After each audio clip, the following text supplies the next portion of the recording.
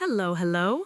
Welcome back to another episode of the King English Podcast. I'm Jess. And I'm Mike. We are so excited to have you here with us today for a brand new masterclass series. Today, Mike, we are diving into something very personal and very important.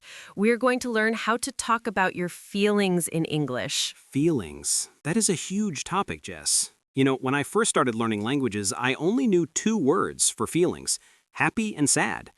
Everything was either happy or sad. I know exactly what you mean.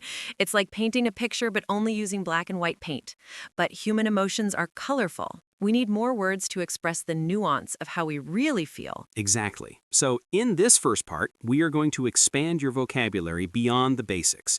We will look at the spectrum of happiness and sadness and learn some crucial grammar for expressing emotions correctly. Let's start with the grammar, Mike. This is a common mistake I hear all the time. Listeners, pay attention to the difference between ed adjectives and ing adjectives. Oh, this is a classic trap. Jess, can you explain why I can say I am bored, but I should not say I am boring? Of course, it is a simple rule. Adjectives ending in ed describe how you feel inside. Adjectives ending in ing describe the thing or situation that causes the feeling. So, if the movie is not interesting, the movie is boring. And because the movie is boring, I feel bored. You got it. If you say, I am boring, you are telling the world that you are not an interesting person. I definitely don't want to say that. I am a very interesting guy. Okay, so the situation is tiring, and I feel tired. Perfect. Now that we have the grammar down, let's upgrade our vocabulary. Let's start with happiness. Mike, if you are just a little bit happy, maybe because the sun is shining, what word would you use? Just a little happy.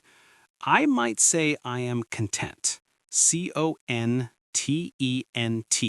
It means peaceful and satisfied. I don't need anything else. Content is a lovely word. It is a quiet happiness. What if you are happier than that? Maybe you just got a promotion at work. Then I would be pleased or delighted. Delighted sounds very positive. It means something has given you great pleasure. Yes, I am delighted to hear your news.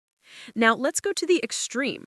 What if you just won the lottery? You are not just happy, you are... I am ecstatic. Excatic, or maybe over the moon. Ecstatic means overwhelming happiness, and over the moon is a fantastic idiom. It means you are extremely happy and excited. Another great word for high energy happiness is thrilled. Thrilled. Thrilled usually involves excitement about a future event. I am thrilled about my upcoming trip to Paris. It is stronger than excited. So we have a scale: content, pleased, delighted, thrilled, and ecstatic. That is much better than just saying I am very happy 5 times. Absolutely. Now let's look at the other side, sadness. We all feel sad sometimes, but sad is a boring word. True, if I am just a little bit sad, maybe because it is raining and I wanted to go out, I might feel down. I feel a bit down today. That is very natural. Or you could say you're feeling blue. I've got the blues. What if something disappointing happened, like I didn't get the job I wanted? Then you feel upset or disappointed. Upset is a general word for being unhappy or worried. Disappointed is specific. You wanted something and it didn't happen. And if something really terrible happens, like losing a loved one or a great tragedy? Then we use heavy words. You might be devastated, devastaded. This means completely destroyed emotionally, or heartbroken. Heartbroken. That is a powerful image. Your heart is broken into pieces. She was heartbroken when her dog passed away. Another good word for being extremely sad and without hope is miserable. If you are miserable, you are very uncomfortable and unhappy. So the sadness scale goes down, upset, miserable, devastated, heartbroken. Mike, there is another category of feelings that is very common today: stress and anxiety. Oh boy, I know a lot about this topic, Jess. Life is busy. Sometimes I feel stressed out. Stressed out is a great phrasal verb adjective, but if you are worried about something specific in the future, you might feel anxious. Anxious, Anxious. It means worried and nervous. I feel anxious about the exam. If you have too much work and you cannot handle it all, you feel overwhelmed. We talked about this word in our self-improvement series. Yes, overwhelmed is when the feeling is too big for you to carry. On the flip side, when the stress goes away, what do you feel? I feel relieved. Relieved. Relieved is the feeling when a worry is removed. I was so relieved when I found my lost wallet. Let's practice a dialogue, Mike. I want to hear you use these new words naturally. I will ask you how your week was. Okay, I'm ready. Ask me. So, Mike, how has your week been? You look a little tired. Honestly, Jess, it's been a roller coaster. On Monday, I was devastated because my car broke down and the repair bill was huge. I felt totally miserable. Oh no, that sounds incredibly stressful. Cars can be so frustrating. It was. I was anxious all day about how I would pay for it. But then on Wednesday, I got some amazing news at work. My boss told me I got a bonus. No way! You must have been thrilled. Thrilled, Jess, I was over the moon. It was enough to pay for the car. So now I just feel incredibly relieved and content.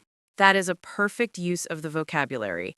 You went from devastated to anxious to over the moon and finally relieved. It really paints a clearer picture than just saying I was sad, then I was happy. It certainly does.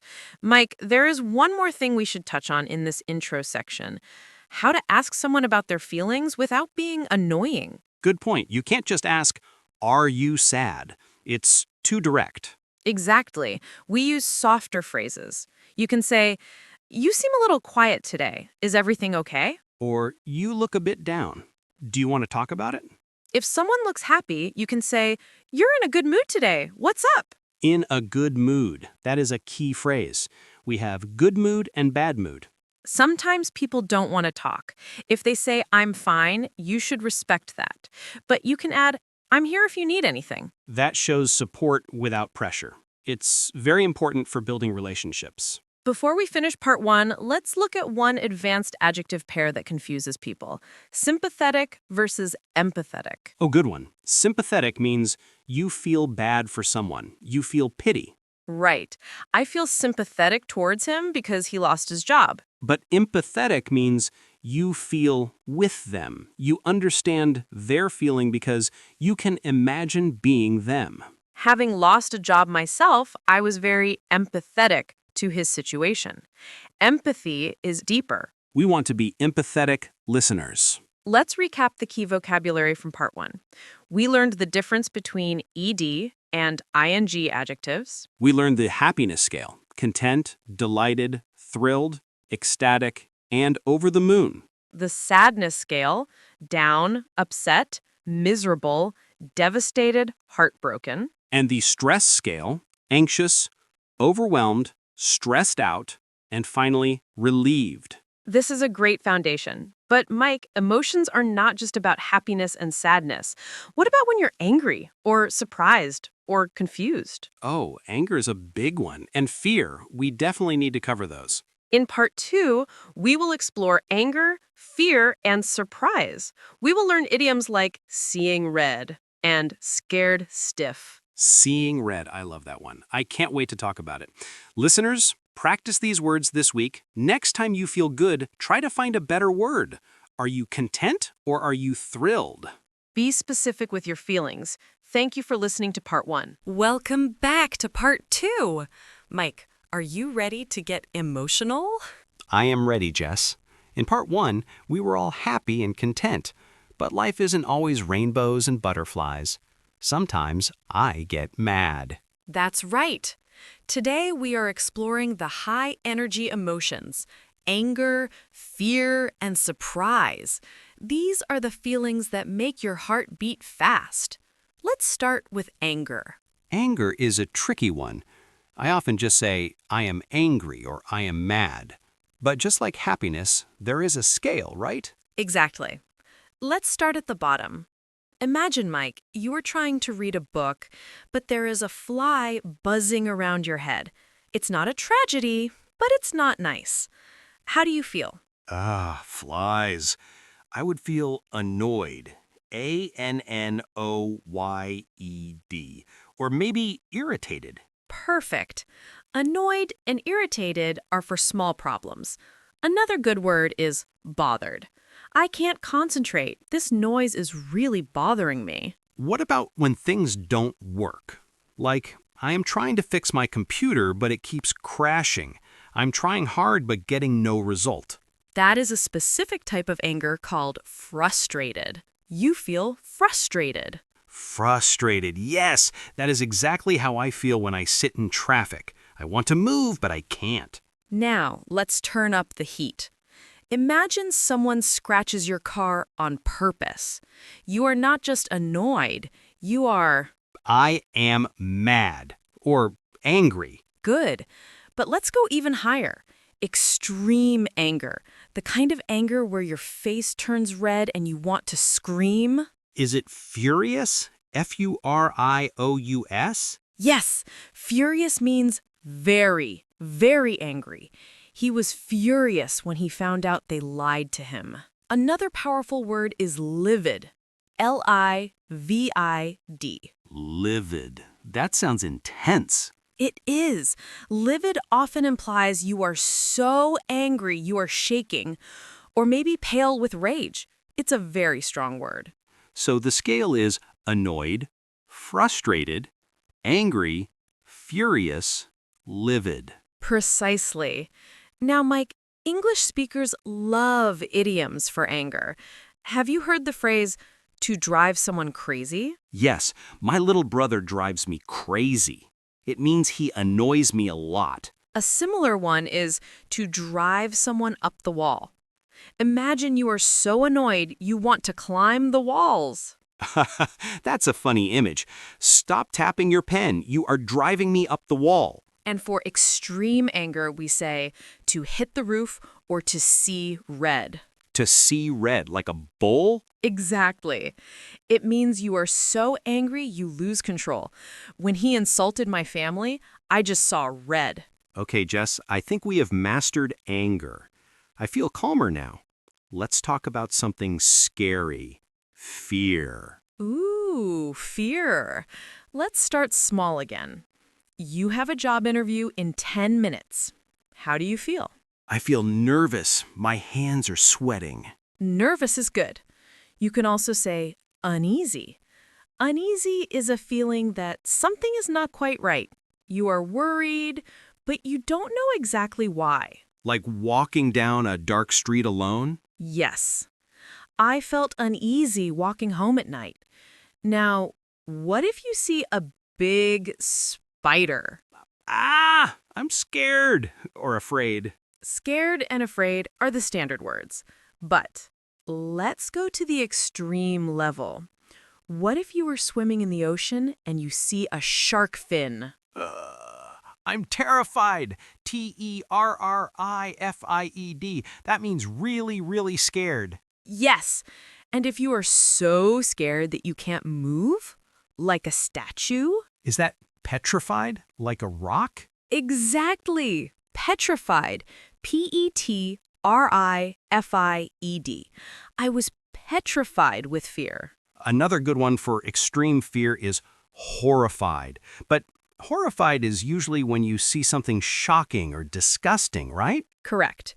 If you see a terrible accident, you are horrified. You are shocked and scared. We also have panic, when you lose control because of fear. Yes, you can be panic-stricken. That's a great descriptive adjective. Do we have idioms for fear, Jess? Oh, many. If you are very scared, you can say, I was shaking like a leaf. Because leaves shake in the wind. That makes sense. Or, my heart was in my mouth. This describes that feeling when your heart beats very fast in your throat. When the plane dropped suddenly, my heart was in my mouth. That is a great visual. And one more, scared stiff. This is like being petrified. You are stiff. You can't move. Okay, so we have nervous, uneasy, scared, terrified, petrified. You are doing great, Mike. Now, let's move to the final emotion for today, surprise. Surprise can be good or bad, right? Yes, let's start with a good surprise. If your friends throw you a party you didn't expect, how do you feel? I am surprised. Basic. Give me something stronger. I'm amazed. Amazed is good. It implies wonder. I was amazed by the magician's tricks. What about astonished? Astonished is very strong. It means very surprised. I was astonished that I won the competition. Now, what if the surprise is shocking? Like you see a ghost. You are shocked. Shocked usually implies a sudden, intense surprise, often negative or neutral. And if you are so shocked you can't speak? You are stunned. S-T-U-N-N-E-D. Like someone hit you. He was stunned by the bad news. Or speechless. I was completely speechless. A great idiom for surprise is to be taken aback. Taken aback. Does that mean moving backwards? Metaphorically, yes. It means you are surprised and maybe a little confused. I was taken aback by his rude comment. And if you see something impossible, I couldn't believe my eyes. that is a classic. Now, Mike, this is the fun part. I want you to tell me a short story, maybe about a camping trip, that uses emotions from all three categories: anger, fear, and surprise. Can you do it? I accept the challenge, Jess. Okay, listen to this. Last summer, I went camping alone. At first, I was content, but then I tried to set up my tent. The poles were broken. Oh, no. I was so frustrated. I spent an hour trying to fix it. Finally, I just threw the tent on the ground. I was furious. I can imagine you seeing red at a tent. I nearly hit the roof, even though I had no roof. Anyway, night came. I was sleeping in my sleeping bag under the stars. Suddenly, I heard a loud crack in the bushes. Oh, scary. I felt uneasy at first, but then I heard heavy breathing. Just 2 meters away, I was petrified. I was shaking like a leaf. I thought it was a bear. I was terrified that I would be eaten. My heart is in my mouth just listening to this. What happened? I grabbed my flashlight, my hand shaking. I turned it on, expecting a monster. And do you know what I saw? What? A tiny little rabbit eating a carrot. A rabbit? Yes, I was stunned. I couldn't believe my eyes. I went from being terrified to being astonished in 1 second. And then I felt extremely relieved. Mike, that is a fantastic story. You used frustrated, furious, uneasy, petrified, terrified, stunned, and astonished. Perfect score. Thank you. It shows how quickly emotions can change. It really does. Listeners, did you hear how Mike combined the words? He didn't just list them, he used them to build the drama. That's the secret. Use the word that fits the intensity of the situation. Don't use livid for a broken pencil. Don't use annoyed for a car crash. Exactly. Context is everything. Jess, we have covered a lot of heavy emotions today. Anger, fear, surprise.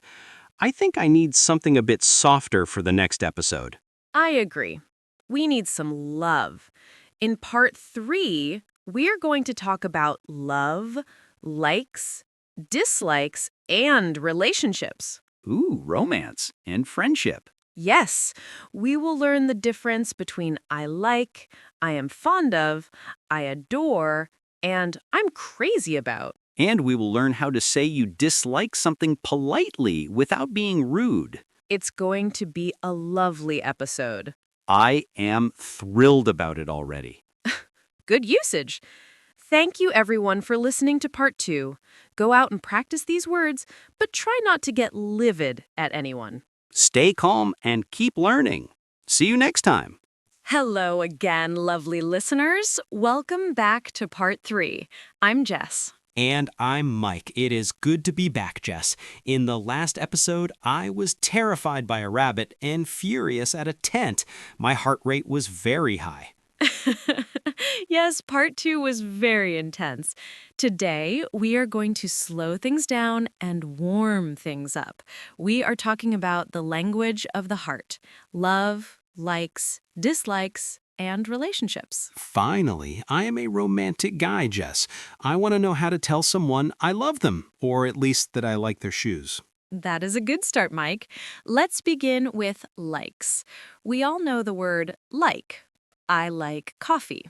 I like football. But it is a bit boring, isn't it? It is very basic. If I really enjoy something, I want a stronger word. What about enjoy? Enjoy is good. I enjoy reading. But to sound more like a native speaker, you can use the phrase, I am into. I am into. So I am into rock music. Exactly. It means you are interested in it and involved with it. If you like it even more, you can say, I am a huge fan of. I am a huge fan of Italian food. That sounds natural. What if you really, really like something? Like you love it. Then you can say you are passionate about it. She is passionate about animal rights. Or if it is a hobby, you can say you are keen on it. Keen on. Keen. I am keen on photography. Yes, and if you are completely addicted to something. I am crazy about it, or obsessed with it. Perfect, he is obsessed with that new video game. Be careful with obsessed, though. It can sound a little unhealthy if you use it for a person. Good point, I don't want to sound like a stalker, so the scale is into, keen on, fan of, crazy about. Now, let's talk about people. Romance. Mike, do you remember your first crush? Oh yes, a crush. That is when you like someone secretly, right? Usually when you're young. Yes, I have a crush on him. If the feeling gets stronger, we say you fall for someone. Fall for. Past tense, fell for. I fell for her the moment I saw her. That is romantic. And if you fall very deeply in love, we have a great idiom: head over heels. I am head over heels in love. It sounds like you are tumbling down a hill because of love. That is the feeling. Another strong verb is adore. I adore you. It implies deep love and respect. What about cherish? Cherish means to protect and care for someone lovingly.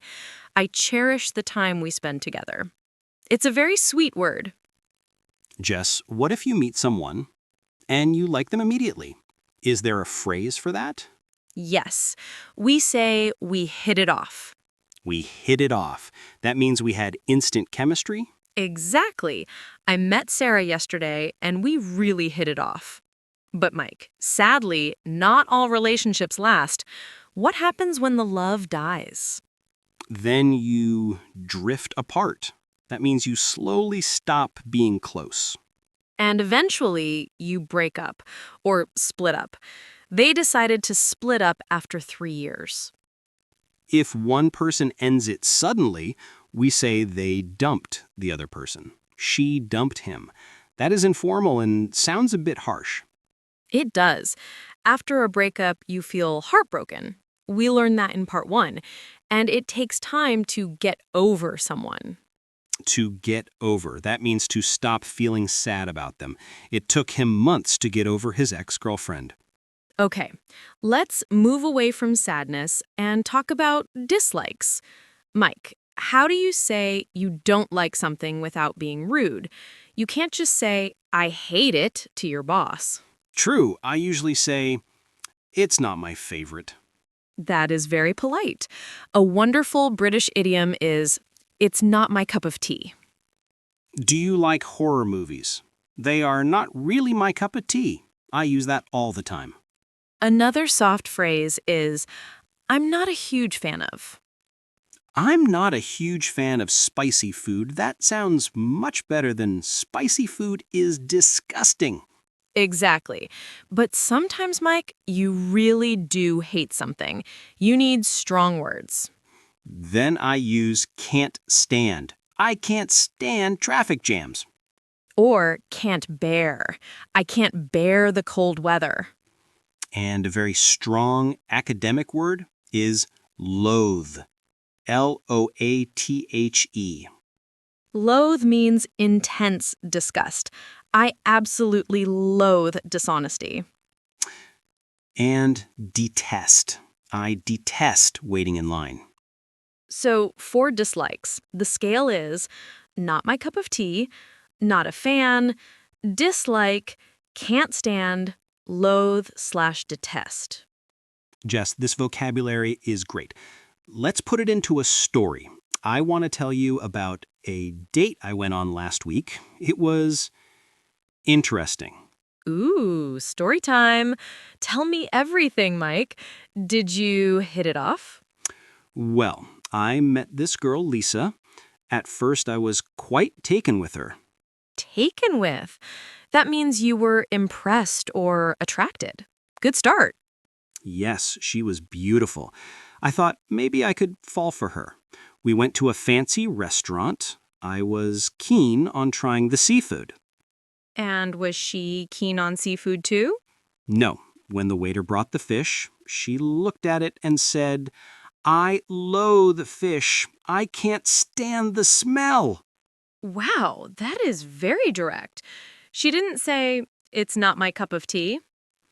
No, she said she detested it. Then she started complaining about the music. She said, I am not a fan of jazz. It drives me crazy. Oh dear, it sounds like she was very negative. She was. I tried to change the subject. I asked her what she is passionate about. Do you know what she said? What? She said she is obsessed with collecting old spoons. Spoons? Really? Yes, she talked about spoons for an hour. I was bored to tears, part one vocab. I realized we have nothing in common. So, no chemistry. Zero. We did not hit it off. By the end of the night, I just wanted to go home. I realized she wasn't my soulmate. Soulmate. The person who is a perfect match for your soul. Clearly not the spoon lady. Definitely not. So I politely paid the bill. I haven't called her back. I think the relationship is over before it started. Probably for the best, Mike. You dodged a bullet. I think so, but it was a good chance to practice my dislike vocabulary. It certainly was. You used taken with, fall for, keen on, loathe, can't stand, not a fan, passionate about, obsessed with, and soulmate. And now I'm back to being single. Being single is okay. You can be content being single, or you can be looking for love. I am content for now. No more dates this month. Mike, before we go, let's touch on one more phrase about relationships. It's complicated. Oh, the classic Facebook status. It's complicated. That means you're not single, but you're not happily married either. Maybe you're fighting, or maybe you're on a break. On a break. That means pausing the relationship. It is often a sign that a breakup is coming. Relationships are hard work, Jess. They are, but talking about them shouldn't be hard. Listeners, we hope this episode helps you express your love and your loathing. Yes, use the polite words first, not my cup of tea. Save loathe for the really bad stuff. Great advice. We have covered happy, sad, angry, scared, surprised, and now love. What is left? Well, Jess, feelings aren't just in the head. They're in the body too. When I'm nervous, my stomach hurts. When I'm excited, my heart races. That is so true. The mind-body connection. In part 4, we will talk about physical sensations and health, how to describe pain, sickness, and energy levels. That is super useful for seeing a doctor or just complaining to friends. Exactly. Join us next time to learn how to talk about your body. See you then. Bye, everyone. Welcome back, everyone, to part 4 of our emotional masterclass. I'm Jess. And I'm Mike. Jess, I think this is one of the most practical episodes. We've talked about what we feel in our heads, but now we talk about what we feel in our bodies. That's right, Mike. Our emotions have physical symptoms. When we are anxious, our stomach tightens. When we are angry, our face gets hot. Today, we are learning how to accurately describe pain, sickness, and energy levels. This is crucial for things like canceling plans, explaining why you can't work, or talking to a doctor in English. Let's start with pain descriptors. Great idea. Instead of just saying, my head hurts, which is boring, we need to describe how it hurts. Imagine your pain is a drum. If the drum is beating slowly and deeply, it's a throbbing pain. Throbbing. Throbbing. I have a throbbing headache. It sounds intense, like a heartbeat. Yes. Now imagine the pain is a sharp knife. That is a stabbing pain. Stabbing. Stabbing. Like a sudden, sharp jolt. I felt a stabbing pain in my side when I ran. And what if the pain is constant and annoying, but not very severe? It's just always there in the background. That is a dull ache. Dullache. I have a dull ache in my lower back. Perfect. The adjective dull means not strong or not sharp. Another type of pain is burning. Burning pain. Like heartburn or indigestion. I have a terrible burning feeling in my chest. Now, let's look at some pain idioms. When your head hurts terribly, you have a splitting headache. Splitting. Like my head is splitting in two. I'll remember that one. And a very common informal idiom is a pain in the neck. That usually doesn't describe my neck. It describes a very annoying person or situation. My noisy neighbor is a real pain in the neck. You are right. It's a great way to talk about annoyance without using strong anger words. Okay, Jess, let's move on to general sickness. What are the polite ways to say I am sick? The most common polite phrase is, I'm not feeling well, or I'm feeling under the weather. Under the weather. I love that idiom. It means feeling a little sick, maybe like a cold is starting. Yes, if you have just a slight cold, you are congested. Congested. Your nose is blocked. And if my head is heavy and cloudy, I have a fuzzy or foggy brain. Those are great descriptive words. Now, a very important word for stomach sickness, nauseous. Nauseous. Nauseous. That means I feel like I'm going to throw up. Correct. Be careful, Mike. Don't confuse nauseous with nasty. Nasty means unpleasant or mean. I don't want to say I feel nasty when I mean I feel nauseous. That would be very strange. Now, sometimes when you are sick, you feel dizzy. Dizzy. Dizzy. The room is spinning. I stood up too fast and I felt really dizzy. In this situation, you can politely say, I think I need to sit down for a minute. And if someone is sick and you want to tell them to get better, Get well soon, or I hope you feel better. Now, let's look at energy levels. This is vital for work and social life. I often feel very tired, but I don't know the best word. Let's start with extreme tiredness. Exhausted. Exhausted. That's stronger than tired. Yes, it implies you have no energy left. Even stronger is worn out. Worn out is like old clothes that have been used too much. And my favorite word for low energy, drained. Like a phone battery that is completely empty. Drained is perfect for that feeling. I spent the whole day solving that problem, and now I feel completely drained. What about when you're lazy or slow because of low energy? That is lethargic. lethargic.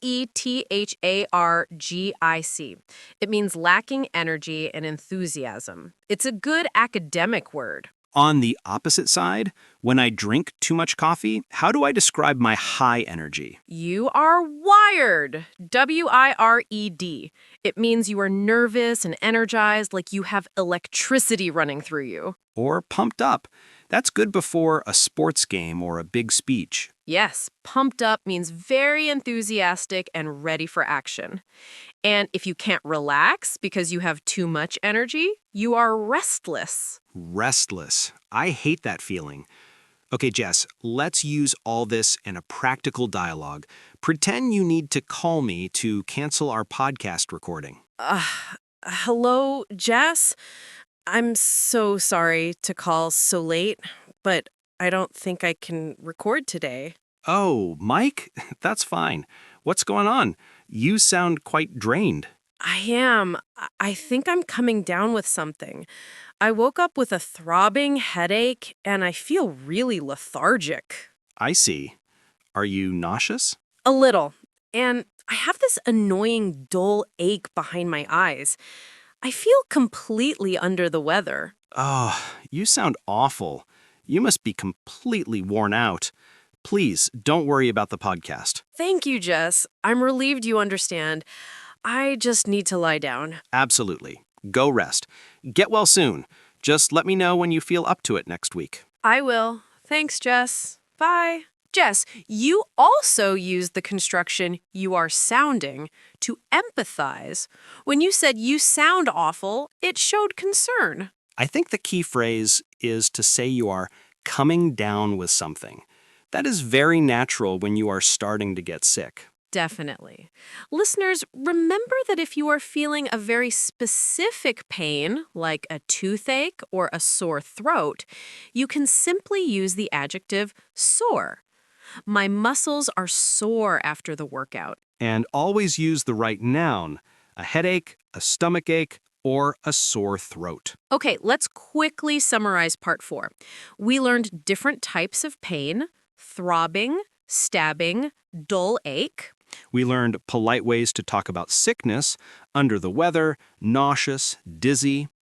And we learned about energy levels: drained, worn out, lethargic, and wired. Jess, we have covered almost every personal feeling now. The last part of being emotionally articulate is expressing what we think and believe. That's right. That is the bridge from feelings to action. In part 5, we will talk about the language of opinions, agreement, and assertiveness. How to disagree politely. That is very important for international communication. Exactly. Join us next time to learn how to speak your mind clearly and kindly. See you in part 5. Welcome back, everyone, to part 5. I'm Jess. We've moved from our deepest feelings to our physical state. And I'm Mike. Jess, today we are putting it all together. How do we take those private feelings and express them as opinions and beliefs in public without causing a huge fight? That's the challenge, Mike. It's about emotional intelligence. You need to be assertive, not aggressive. We need language to express a spectrum of certainty. Assertive. ASSERTIVE. Speaking clearly about what you want or think while respecting others. Exactly. Let's start with the scale of certainty. How do you express an opinion when you are just guessing? If I'm not sure, I would say, I guess that, or maybe we should. Perfect. You can also use "I suspect that" or "it seems to me." These phrases show you are open to being corrected. You are suggesting, not declaring. What if I am more confident? This is my belief or personal opinion. Then you use stronger phrases, Mike. "In my opinion" or "from my point of view." These are professional and clear. They let the listener know this is your idea, not necessarily a fact. I also like, I feel that, or I strongly believe that. Be careful with "I feel that." It is very soft. If you want to sound strong, use "I firmly believe that" or "I'm convinced that." Convinced, CONVINCED. That means I have no doubt. Yes. Now, let's move to the most important skill, disagreeing politely. This is hard, Jess. In some cultures, you say no immediately. In English, you have to use a soft opening first, right? Absolutely. You must validate the other person's point before you contradict it. Validate. Validate.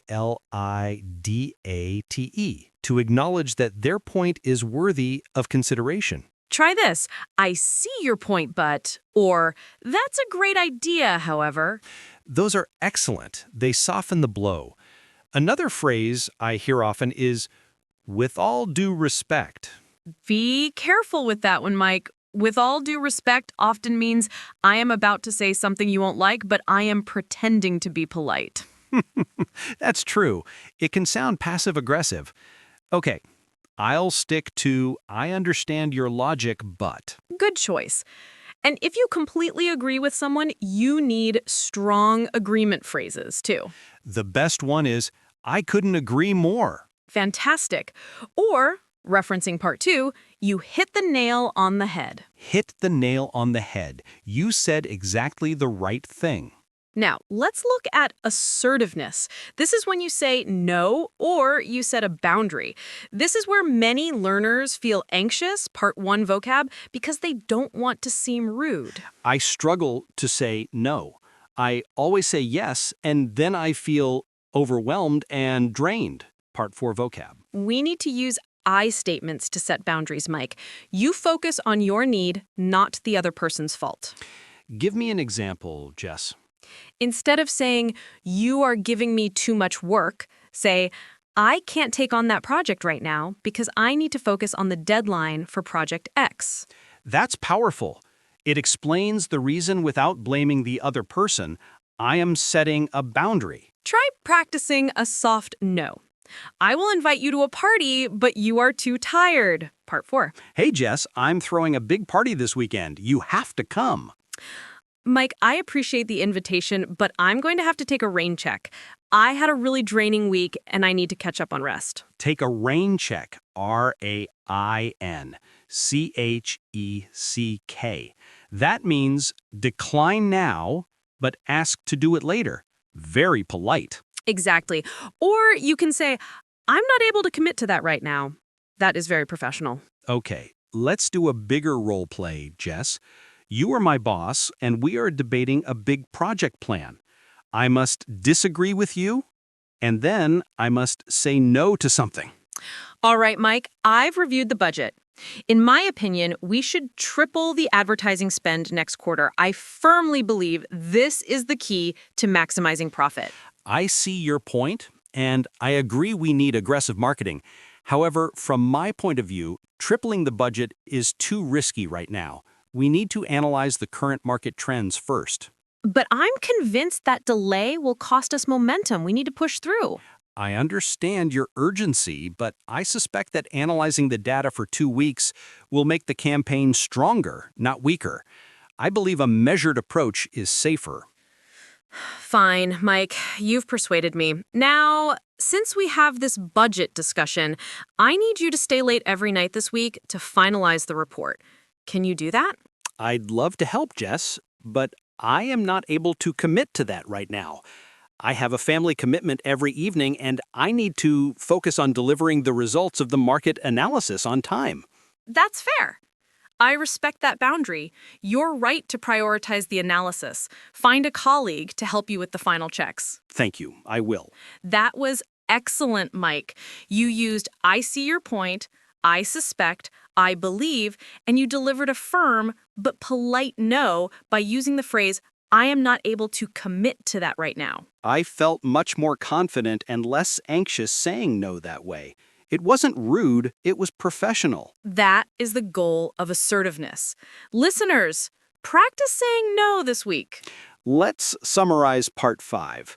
We learned how to express opinions on a scale from I suspect to I'm convinced. We mastered polite disagreement using phrases like, I see your point, but to show emotional intelligence. And we learned to be assertive by setting boundaries with I statements and using polite refusals like take a rain check. We have covered every major type of feeling and expression across 5 massive parts. Now we need to bring it all together, Jess.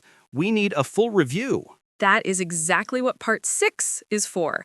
In our final part, we will review the 75 essential vocabulary words from the series and challenge you with real-life scenarios to test your complete emotional fluency. A final test. I am pumped up for part 6. Join us next time for the exciting conclusion. See you soon.